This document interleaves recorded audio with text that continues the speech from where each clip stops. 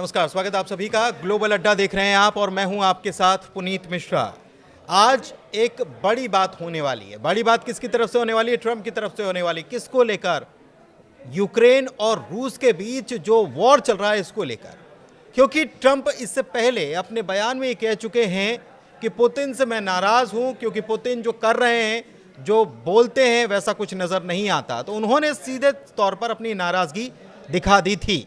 और एक बात और कि 500% टैरिफ की बात सामने आई कि इसको लेकर एक प्रोग्राम लाया जा रहा है, या इसे कह सकते हैं कि कानून लाया जा रहा है। क्या खबरें हैं? ट्रंप आज क्या बड़ा ऐलान कर सकते हैं? क्योंकि उन्होंने कहा था सोमवार को कुछ वो बड़ा कह सकते हैं। तो क्या हो सकता है, इसके बारे में जानने की, समझने की कोशिश करते हैं। और क्या इससे रूस की मुश्किलें बढ़ने वाली हैं, इसको भी समझने की कोशिश करते हैं। अंकुर त्यागी जी मेरे सहयोगी मेरे साथ जुड़े हुए हैं, उनसे समझते हैं सर क्या हो सकता है। क्योंकि सोमवार को उनसे जब पूछा गया था कि आप क्या बोलने वाले हैं, तो उन्होंने कुछ बताया नहीं था, कि बोले नहीं मैं सोमवार को ही बताऊंगा। क्या हो सकता है आज? नहीं, ऐसा तो देखो, दो तीन चीज़ें हो सकती हैं। एक तो ये है कि पुतिन और ट्रंप के बीच में कोई ऐसा समझौता हो जाए जिसमें कम से कम 30 दिन का सीज़ फायर हो जाए। क्योंकि पिछली बार 20 या 21 दिन के शायद सीज़ फायर की बात हो रही थी। 30 दिन का एक इमीडिएट सीज़ फायर हो जाए, जिसका जो क्रेडिट है वो डोनाल्ड ट्रंप ले लें और पूरी दुनिया में वो अपने ट्रूथ सोशल पे एक बड़ा सा पोस्ट लिखें कि thank you for this attention to this matter, और I have spoken to president of Russia, और मेरी उनके साथ बातचीत हो चुकी है और रशिया और यूक्रेन के बीच में 30 दिन का एक सीज़ फायर होने जा रहा है या हो चुका है या होने वाला है। लेकिन बिफर रहे थे वो तो कि पुतिन क्या कर रहे हैं। लेकिन उससे पहले ट्रंप अपने सारे पत्ते चलना चाहते हैं। अच्छा, ट्रंप के पत्ते क्या है? ट्रंप के पत्ते में ये है कि नाटो को उन्होंने कहा था कि नाटो की ज़रूरत नहीं है। अब नाटो को हथियार दे रहे हैं और एक बिल लेके आए हैं जो वहाँ अमेरिका की कांग्रेस में पास होगा। इस बिल में ये है कि रूस पे जो प्रतिबंध हैं वो कड़े किए जाएंगे, लेकिन जो रूस के साथ व्यापार करते हैं, खासतौर पर ऑयल का, यानी कि तेल खरीदते हैं, तो उन पर भी इसमें अधिकार होगा कि अमेरिका के पास कि वो उन पर भी प्रतिबंध लगाए। अब वो मुल्क कौन है? वो मुल्क है चीन, वो मुल्क है इंडिया, क्योंकि इंडिया ने पिछले महीने से खरीदना चालू किया। तो अब भारत पर भी और चीन पर भी टैरिफ लगाया जा सकता है, और ये टैरिफ करीब 500% है, जो एक तरह से नॉन प्रैक्टिकल बिल में इस बात का जिक्र है। बिल में इस बात का जिक्र है। तो ये सारे पत्ते अब डोनाल्ड ट्रंप पुतिन को मतलब घेरने की कोशिश कर रहे हैं। लेकिन जो मैंने सबसे पहले आपको बताया कि मकसद क्या है, मकसद है सीज फायर। मकसद सीज फायर है, लेकिन पुतिन तो मानने के लिए तैयार नहीं है। वो बार बार जिस तरीके से ट्रंप को समझाने की कोशिश कर रहे हैं, या जिसे हमारे हिंदुस्तान में कहा जाता है गोलियां देना, तो ट्रंप को की नाराजगी यही है कि वो बार बार गोली देने का काम कर रहा है। उसमें दो बातें हैं। पुतिन नहीं मान रहे। उसकी वजह ये है कि पुतिन इंडिया को और चाइना को सबसे ज़्यादा अपना ऑयल एक्सपोर्ट कर रहा है। तो इस बिल के जरिए इंडिया को कहा जाएगा कि भाई आप टैरिफ नहीं झेल पाओगे, या डील चल रही है रोक दो इसको। इंडिया रोक देगा। चीन के साथ भी इसी बिल के जरिए कहा जाएगा कि हमारे साथ ट्रेड डील साइन होने वाली है, बंद कीजिए इसको। चीन और इंडिया जैसे ही तेल खरीदना बंद करेंगे, रूस का जो कैश फ्लो है वो कमज़ोर होगा और रूस सीज फायर के लिए तैयार होगा। इतना आसान है? इतना मतलब ये मोडस ऑपरेंडी मैंने बता दिया है। आसान तो नहीं है, क्योंकि इसमें 2-3 महीने और रूस खींच लेगा। और जिस तरह के अटैक्स हो रहे हैं यूक्रेन के अंदर, वो एक बड़ा मतलब नुकसान हो रहा है कीव में, क्योंकि कीव के अंदर भी अटैक हो रहे हैं। जो यूक्रेन की राजधानी है कीव, वहाँ पर भी काफ़ी बड़े अटैक्स, शदीद अटैक्स हुए हैं।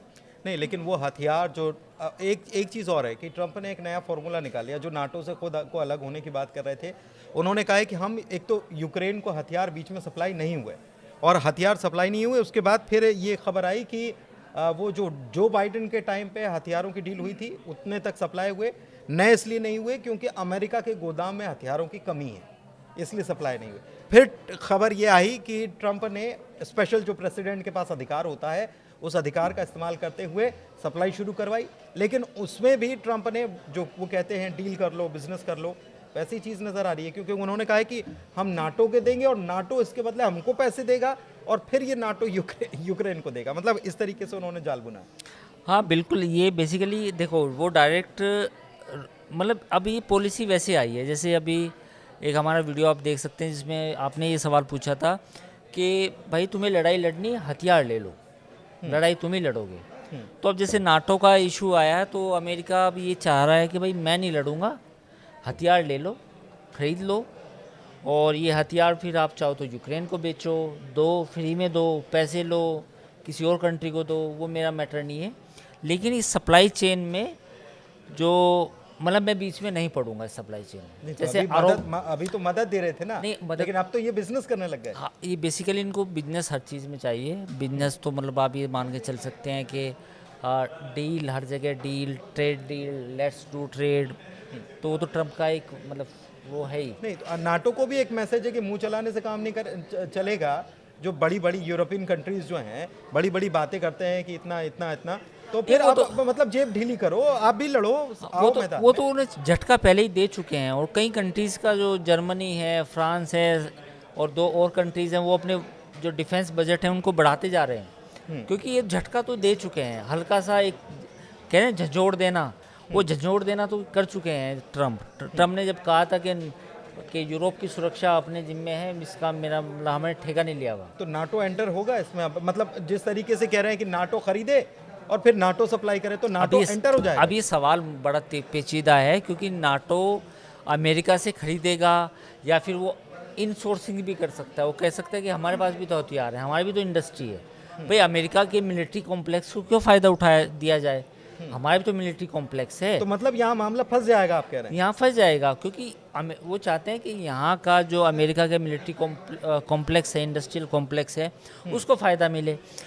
अब जो ब्रिटेन है, जर्मनी है, फ्रांस है, पोलैंड है, बाकी कंट्री हैं जितने भी हैं, वो अपना वो कहेंगे भैया हम भी तो सारे हथियार बनाते हैं, कौन सा हथियार है जो हम नहीं बनाते, हम भी लगभग सब एयर डिफेंस हम बनाते हैं, यूरो फाइटर हम बनाते हैं, एंटी शिप गन हम बनाते हैं, मिसाइल हम बनाते हैं एंटी शिप, और एंटी टैंक मिसाइल हम बनाते हैं, तो हमसे ले लो, अमेरिकन की क्या ज़रूरत है। अमेरिका से तो पैसा आता था, जो अब नहीं आ रहा, वो एक बड़ा सवाल है। यूक्रेन की स्थिति लगातार बिगड़ती जा रही है, ये भी हमने देखा है। तो क्या बहुत जल्दी कुछ इसके सिरे पर पहुंचा जा सकेगा, इसके नतीजे पर पहुंचा जा देखिए, यूक्रेन का जिस दिन भी एयर डिफेंस सिस्टम फेल हुआ, ये यूक्रेन की जो स्काई है, जो मतलब उसका आसमान है, जिस दिन रूस के कब्जे में आ गया पूरी तरीके से, उस दिन नुकसान होगा। पुनीत, इस बात को समझिए कि पिछले 3 साल में यूक्रेन का जो स्काई है, यानी कि जो आसमान है, जो फिज़ा है, उस पर रूस की सुपरमेसी नहीं साबित हुई है। उसकी वजह क्या है?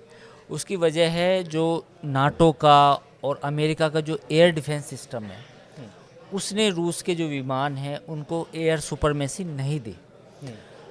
जिस दिन भी ये मुमकिन हो जाएगा, उस दिन फिर यूक्रेन पूरे तरह से रूस के सामने सरेंडर कर देगा, क्योंकि फिर बचेगा नहीं कुछ बचेगा नहीं। मतलब अभी एयर डिफेंस सिस्टम यूएस का या नाटो का जो है वो संभाले हुए स्थिति को, और यही यूक्रेन के लिए जिसे कहते हैं ना कि डूबते को तिनके का सहारा, वैसी स्थिति यहाँ पर बन रही है। लेकिन अब ये नाटो वाला गेम जो ट्रंप ने चला है, वो देखना होगा कि वो उसमें क्या चीज़ें नज़र आती हैं। नाटो तो ये कह सकता है, बात सही भी है कि नाटो कह सकता है कि हमारे पास हथियार है तो हम वहीं से सप्लाई कर देते हैं, फिर आपका हथियार खरीदे क्यों, पैसा क्यों खर्चा करें, सवाल ये भी है। इसके अलावा ट्रंप जो आज कह रहे थे कि वो पुतिन को लेकर कोई बड़ा ऐलान कर सकते हैं, उसके ऊपर नज़र रखनी होगी कि वो क्या कुछ करने जा रहे हैं। क्या कोई बड़ा लंबा टैरिफ या कुछ नए सैंक्शंस या कुछ और उनके मन में है। लेकिन कुल मिलाकर उनकी कोशिश यही है कि जैसे भी हो, भले ही 30 दिन का हो, सीज फायर तो हो जाए, और इसीलिए वो कोशिश लगातार कर रहे हैं। अब देखना होगा कि आज क्या ऐलान करते हैं। बहुत शुक्रिया।